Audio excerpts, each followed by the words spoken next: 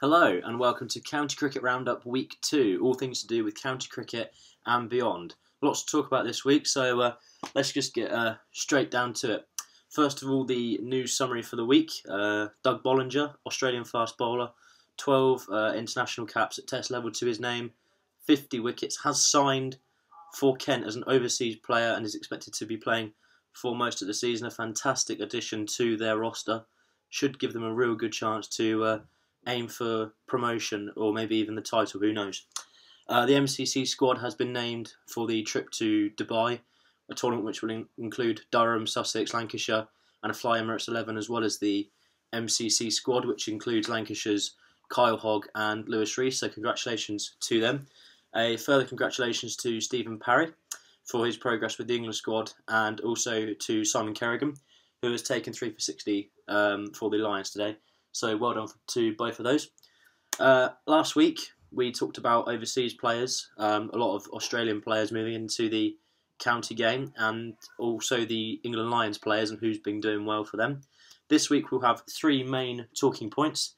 The first will be on Darren Stevens, which we'll get into straight away.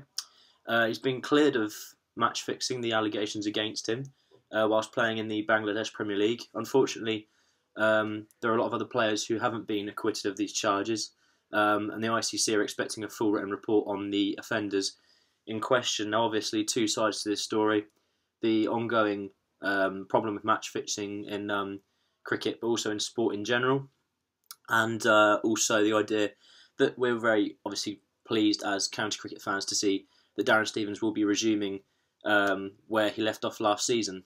I saw him score last day of the season, double hundred against Lancashire, which ended our unbeaten streak. So again, a lot like Carberry last week. I seem to have seen a lot of the best players this year, but against Lancs. So what are you going to do?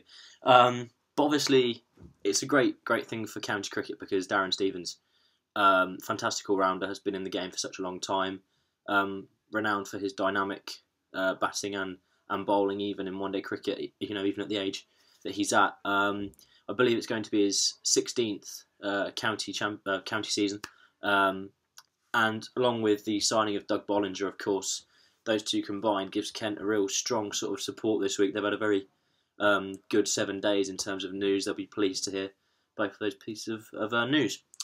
So the second talking point for this week, bit of a longer one, is about who I feel Division 1 and Division 2 will have the strongest chance this year to compete. So we'll start with Division 1. Obviously Lancashire back in Division 1. Lots of strong players in their team. But I'm going to do this video blog on the assumption that Lancashire don't win. I don't want to get a stigma for being having a favouritism for Lancashire. So my 3 teams that I think have got the best chance in the Championship next season, as much as it hurts me to say it, Yorkshire.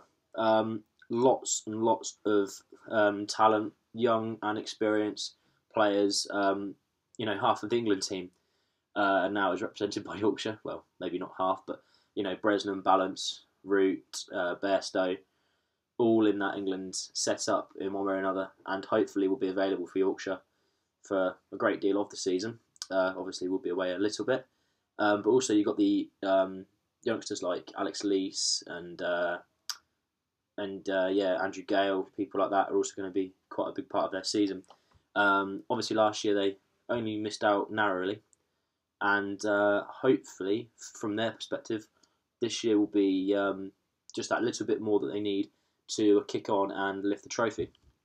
The second out of the 3 teams that I think has a good chance this year are Sussex, another team who did well last year, and I don't see any reason why it's going to change this year necessarily.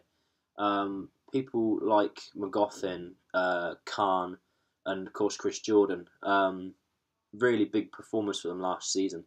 And assuming that they can continue where they left off last season, I think they will be strong contenders. They're very consistent in the Championship, and they also tend to perform quite well in one-day competitions, or at least they have done in the last few years.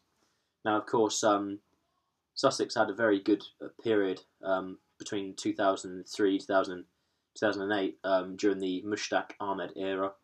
done a lot of research for this for my extended project about the impact he had at the club, and obviously since he's not been there, things have been, should we say, not so successful. But I think they finished. I think they finished third last year in the Championship of Division 1, and I think they've got a chance this year, at least. And the final team that I think could potentially be up there this year in Division 1 is Warwickshire. Now, of course, they won it a few years ago. Lots of talent, again, like Yorkshire in the batting department, with people like Bell and, of course, Trott trying to get back into the Test team. Now we've heard that he's looking to kick on after his spell of depression, so I'm pleased to hear that. But also lots and lots of good bowlers. They're a team who probably have an underrated number of bowlers, with people like Boyd Ranking, Wright, Wokes, Jarvid, and of course the experienced Ricky Clark. They're a team that know how to win games. It sounds silly to say, but they're a team that will put lots of runs on the board, really take it to the opposition. They know how to play at home, which is of course a big plus point. A lot of teams who use their home ground to their advantage, like Sussex did during that golden era, tend to be the teams that are up there at the end of the season. So yeah, those are my three teams. And if you had to nail me to one now, I'd maybe say Warwickshire. But that is all subject to, of course, any additional overseas signings and any potential injuries between now, the warm-ups, and the start of the season. Moving on to Division 2, I've just highlighted 2 counties in this instance, as opposed to the 3 that I did for Division 1. The first team, Derbyshire. I think they'll make an immediate return to Division 1. They have a number of good players. The quality of the First Division last season might just have been a bit too much for them. People like Charnapal, who I think is the 6th overall highest run accumulator in Test history, and always on the rise, has announced that he will be returning next season. So of course they've got his services, as well as Wes Durston, Wayne Madsen, Chesney Hughes, and of course ex-Lancashire opener Stephen Moore. I think they'll have a very good chance next season, but a number of Division 2 teams, as we saw last year, only Lancashire had the majority number of games won. So teams need to obviously convert winning positions into their 16 points plus bonus points. And I think if Derbyshire don't go up this year, the only reason they won't is because they won't have the bowling to back it up. We saw with Kent last season, they had themselves in a number of match-winning positions, but ended up with the lowest number of bowling points in from either division, and had the most number of draws, 11 out of 16 games last season. Of course, they managed to beat us, so what do I know? But yeah, if they can convert match-winning positions with their excellent number of batsmen in their roster, they've got people like Tim Groneveld, who I rate, but and of course in Division 2 the quality of the bowling doesn't always have to be as high, so they might be supported by that fact. But if they don't go up, I think it will be because they haven't got the bowling to back it up. My other team, which I'm going to back, are Worcestershire. They're a team who have done a bit of a yo-yo over the last, should we say, 10 years between the 2 divisions. But they're always a very strong opponent. I know that when we visited New Road this year, we were given a tough game. There were particular players like Moeen Ali who stood out and seemed to be lifting the rest of the team up. But I think they're a team that, like Derbyshire, are on the rise. They've got good players, well led also by Daryl Mitchell. They've got some good players coming through like Gareth Andrew, etc. So I reckon they might be a team to look out for this year. So that's it. I'm going to say Derbyshire will win the title for Division 2. They are a strong team and they probably should be up there next year. The final segment this week are players to watch out for, championship-wise. Next week I'll be looking at one-day players, so look out for that. But these are players who I think will be prominent in the county championship next season.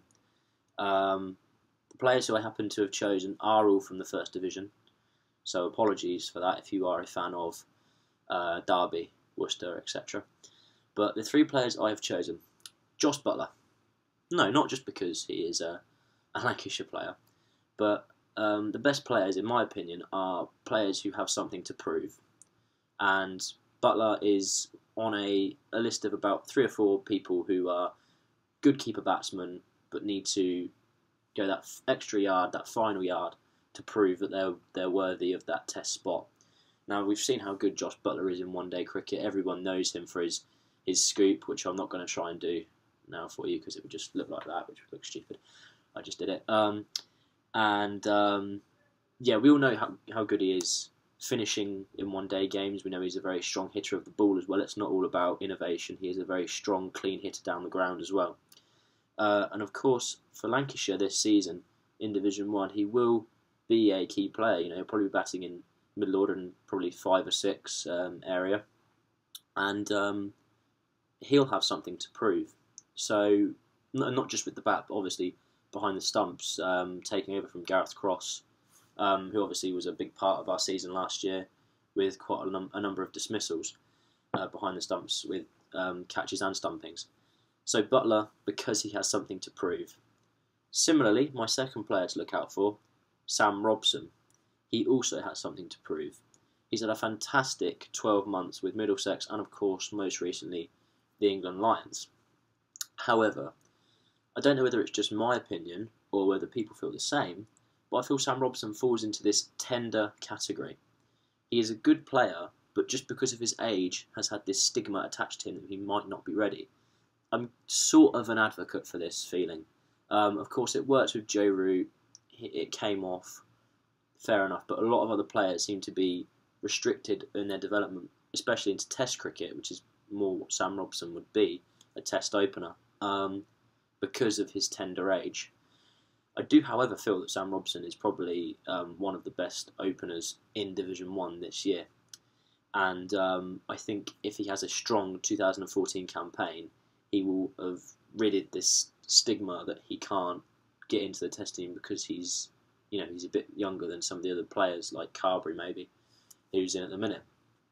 And yeah, so if he has a good season, again, something to prove, like Butler, both of those are edging for their Test place, so they're going to be trying their best for their respective counties. And my final recommendations for all you county cricket fans out there are a trio of fast bowlers. So not one player, but 3. Steve McGoffin, Graham Onions, and Lancashire's own Kyle Hogg. These 3 fast bowlers all claimed 50 wickets or more in the Championship last season for their respective counties.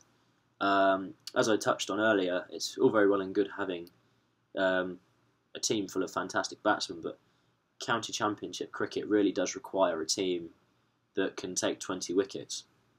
And I feel that Sussex, Durham and Lancashire are all aided by their presence because they're all teams that know how to bat, but also have these bowlers to back them up. Of course, in Lancashire's case, you have people like Chappie and Keggs, Smudge. They're all... Sorry, Smith, I shouldn't use their nicknames. But these are people that are all going to back them up with the wickets that are necessary to win games, because putting 600 runs on the board is all very well and good, but then if you're like Surrey and you don't have the bowlers to back it up, then it's no good to you. So in County Championship cricket, the value of good bowlers who consistently perform and take wickets. I should also add Hogan to that list, really, for Glamorgan. So there you go, there's a Division 2 player. Because these are all people who are going to support their county invaluably. So I think that's all for this week. It's a bit longer than last week, but plenty to talk about. As I said, next week we'll be discussing who I think is going to be hot for the one-day formats of the game, and then likewise the players to look out for. As a spoiler, Aaron Finch's name will probably be coming up, but you knew that already. Head over to Luke Adams' cricket blog for more news stories, and of course like, subscribe and comment on the video. Thank you very much for listening this week, and goodbye.